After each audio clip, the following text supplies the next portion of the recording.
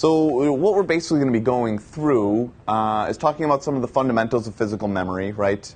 Which is really we're going to kind of do that at a very high level. We're going to talk about memory on disk, which we talked kind of briefly about yesterday when we discussed hibernation files, or someone had a question about that. We'll get into that a little bit more.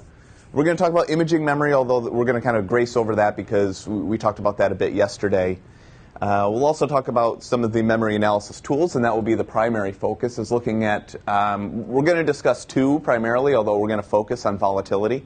I'll introduce Mandiant's Redline, which is their new kind of variant of Memorize. However, people like it because it's a GUI.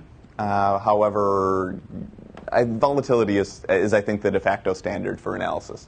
So that's the one we're going to focus on.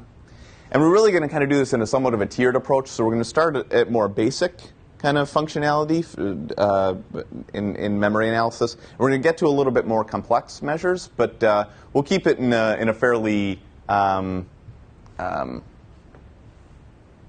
easy to understand and fairly progressive manner, I guess.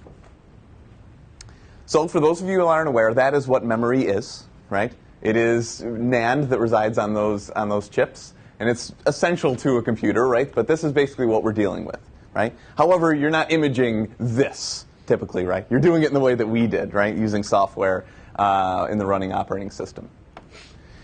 The thing is that, other devices also have memory as well, and this is something that I think you asked a question about when we're talking about BIOS, Ethernet cards, network cards that exist. Some of them can have substantial amounts of memory. NVIDIA cards can have multiple gigabytes of dedicated RAM on their cards themselves. But this is somewhat outside of the scope of this class, right? Because this is still very much a research area. So the tools and techniques and even acquisition tools aren't refined as much as they are for just a regular physical memory analysis, for RAM analysis. But they are something to kind of be aware of and kind of be cognizant of, because this is kind of kind of developments in the field and things like that.